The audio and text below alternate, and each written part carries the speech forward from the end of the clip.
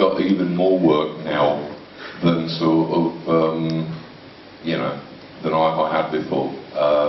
So I really can't do this. But they were saying, well, look, you know, it could be, we were thinking, like, you could do an opera, like, all about superheroes.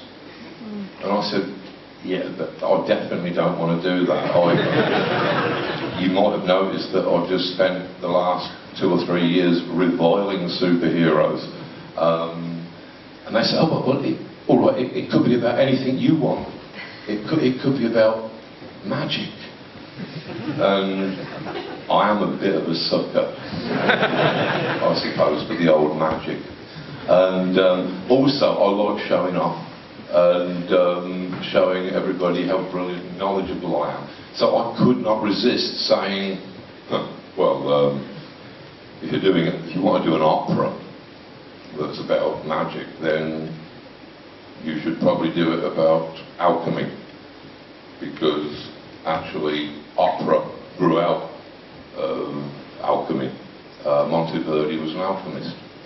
You know, I know these things, and I really enjoy sort of rubbing people who don't know them's noses in it. And they said, oh, that's fascinating. And so thus encouraged, I went on and was saying, and if you're going to do something about alchemy and you're at the Manchester International Festival, then you're probably looking at something like an opera about John Dee, who practically designed modern Manchester when he was in exile. Well, effectively in exile.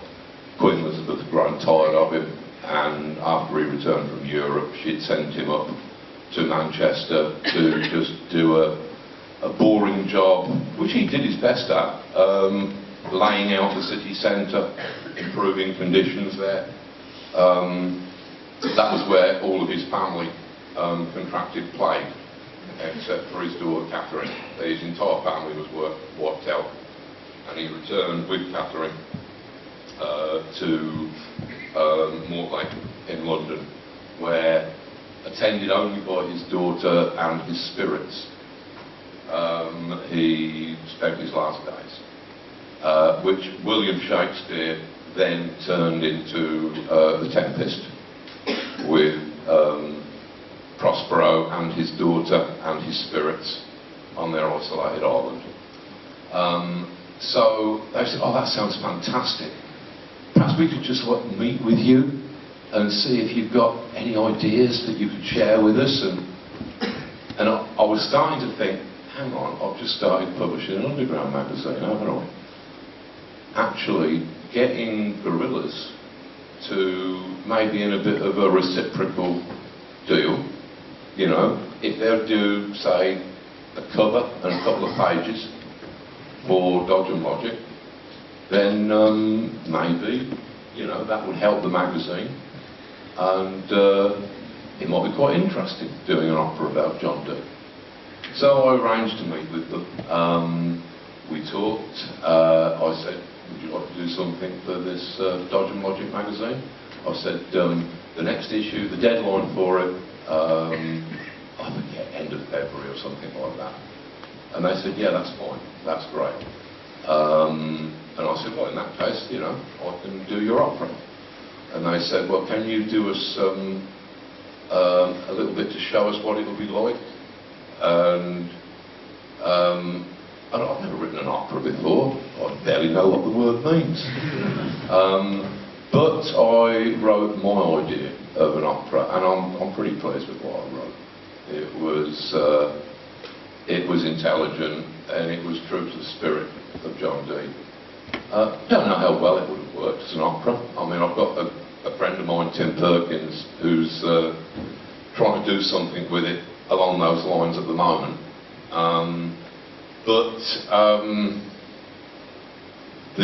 When I was asked about this at a thing down in Norwich recently, and I tactfully said, well, I was approached by this band to do this John Dee piece, but there were technical problems. Technically, they were dicks.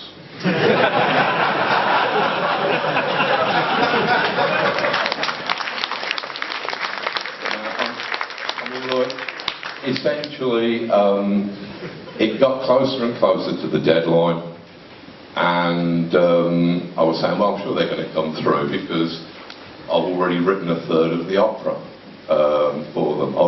I've actually made myself a little bit exhausted and ill because I've got a lot of other stuff going on at the time. You know, I was doing a thing down in Aldborough with Ian Sinclair that took a lot of preparation, and then I was coming back and trying to get on with this opera. I got about a third of the opera written, and then the people at Dodge and Logic said, oh, there's apparently a problem with Gorillas. Apparently they won't be able to make the deadline for this issue. Which I'd been assured by them that that was going to be all right when I'd spoken to them 2 or 3 weeks before.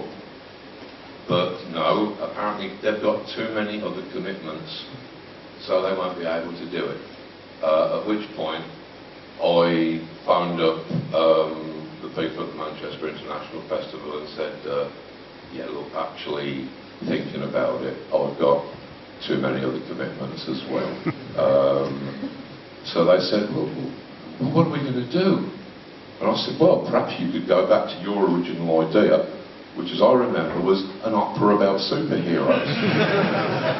And there was a bit of a silence at the other end. And I said, and this was perhaps a bit mischievous, I said, I don't own the concept of John Dee. I don't own the concept of opera. Perhaps you could do your own John Dee opera. And they said, oh, yeah. I said, just as long as you don't use anything of mine or any of my ideas. And another thing that had dissuaded me was when I'd gone down there to meet them, there'd been some talk about how great this John Dee opera was going to be because, like, oh, next year it's the Olympics. And, you know, like, I think they'd already had Monkey as part of the closing ceremony in Beijing. So, oh, you know, an opera based upon an important British figure. You know, we can close the London Olympics. Now, when I heard the word Olympics, of course, my blood ran cold because I've got friends in Hackney. You know, you might remember Hackney. Actually, it was part of East London back in the day, about 2 or 3 years ago. But you know, I know Ian Sinclair, I know Josie Long, I know Stuart Lee, I know people who live there. And Hackney, like most places that have hosted the Olympics traditionally in the past, has been more or less destroyed. I mean, forget the fact that the entire of the Olympic Stadium was built up on Hackney Marshes, where the groundwater is contaminated with radioactive thorium. There used to be a watchdog factory that put the luminous numbers on. Radioactive thorium, they were just dumping it. And there were also experimenters from the University of London who were actually building miniature nuclear reactors on Hackney Marsh, and they had thorium powered, so the thorium straight into the water table. But I did not want any part of the Olympics. I didn't want my name anywhere on that. So that was another incentive to suddenly pull out. I'm really pleased with the work though, you know, and looking back I am really glad that I was not involved in what I understand Damon Albarn eventually did. I'm glad that I wasn't any part of that. So that's pretty much the full story. You know? But there might be at some point in the future, it might be an opera again using the sort of